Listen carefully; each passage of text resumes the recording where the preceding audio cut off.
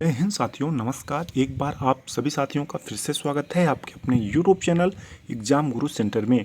साथियों, आज का ये महत्वपूर्ण सेशन संबंधित है जीके जीएस यानी सामान्य ज्ञान से, जो आगामी होने वाले एसएससी जीडी एग्जाम 2023-24 के लिए अत्यंत महत्वपूर्ण है। साथियों, नोटिफिकेशन आ गया है। जो भी साथी एसएससी जीडी के एग्जाम में बैठना चाहते हैं, फॉर्म को अप्लाई कर दें। 31 दिसंबर लास्ट डेट है।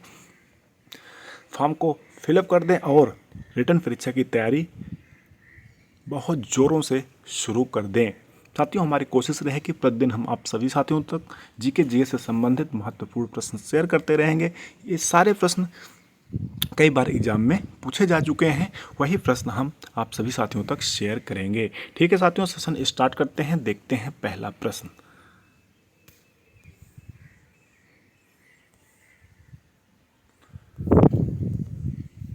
पहला प्रश्न है साथियों, किस संविधान संशोधन के अंतर्गत मौलिक कर्तव्यों को शामिल किया गया है?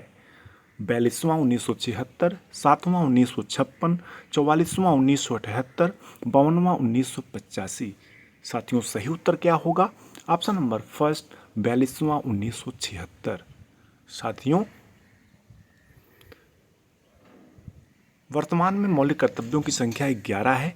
42वें संशोधन 1976 के अनुसार 10 मौलिक कर्तव्य थे। आगे चलकर 2002 में 86वें संशोधन के द्वारा एक मौलिक कर्तव्य और जोड़ा गया, जिससे बढ़कर 11 मौलिक कर्तव्य हो गए हैं। याद रखिएगा। अगला प्रश्न देखते हैं। पंचायती राज की द्विस्तरीय और त्रिस्तरीय समिति का गठन किसके द्वारा किया गया? अशोक मेहता समिति, सिंघवी बलवंत राय मेहता समिति, बलवंत राय मेहता व अशोक मेहता, विश्वेश्वरैया या सिंघवी समिति। सही उत्तर क्या होगा? ऑप्शन नंबर थर्ड, बलवंत राय मेहता व अशोक मेहता। अगला प्रश्न है, संसद के दोनों सत्रों के बीच की अवधि कितने माह से अधिक नहीं होना चाहिए?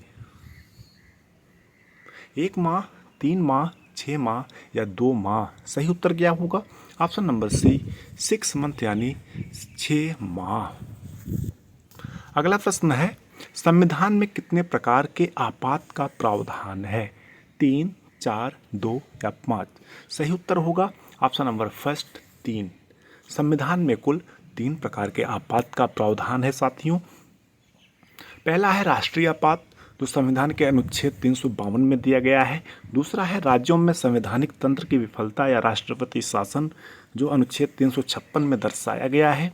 अगला है जो तीसरा आपात है, वह है वित्तीय आपात, जो अनुच्छेद 360 में दिया गया है। तीनों महत्वपूर्ण हैं, याद रखिएगा। अगला प्रश्न देखते हैं साथियों, कोई विधेयक धन विधेयक है या नहीं, इसका निर्णय कौन करता है? लोकसभा अध्यक्ष, प्रधानमंत्री, राष्ट्रपति या गृह मंत्री? सही उत्तर क्या होगा? ऑप्शन नंबर फर्स्ट, लोकसभा अध्यक्ष। साथियों, कोई विधेयक धन विधेयक है या नहीं, इसका निर्णय लोकसभा अध्यक्ष करता है। साथियों, संविधान के अनुच्छेद 95 में लोकसभा अध्यक्ष का प्रावधान है, और अगर लोकसभा की बात किया जाए तो अनुच्छेद 93 में लोकसभा के बारे में दिया गया है। अगला प्रश्न है, संविधान की प्रस्तावना में धर्मनिरपेक्ष तथा समाजवादी शब्द किस संविधान संशोधन में जोड़ा गया? 42वें, 44वें, 56वें या 61वें? सही उत्तर क्या होगा? ऑप्शन नंबर फर्स्ट, 42वें। अगला प्रश्न देखते हैं, संविधान में कुल कितने अनुच्छेद, अनुसूची व भाग हैं? 395 अनुच्छेद, 12 अनुसूची, 22 भाग, या 495 8 23, या 410 28 23, या 195 15 20? सही उत्तर क्या होगा?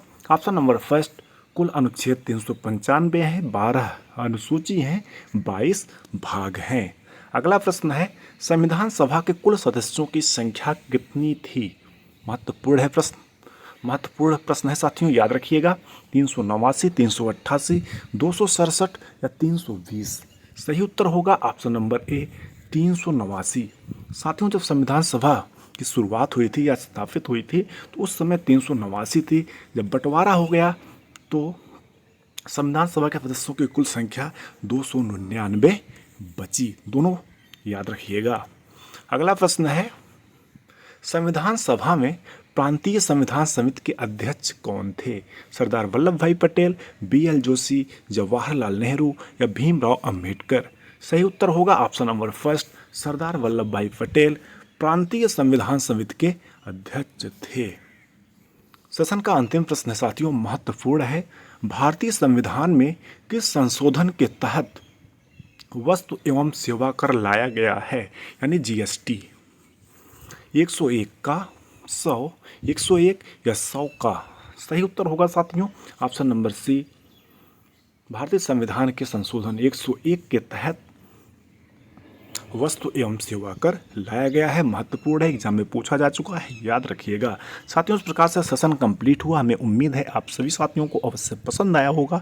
अगर पसंद आया होगा तो ज़्यादा से ज़्यादा लाइक करिएगा, शेयर करिएगा और चैनल पर पहली बार आए हो तो सब्सक्राइब अवश्य करिएगा।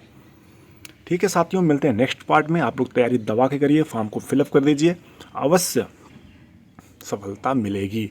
धन्यवाद, जय हिंद।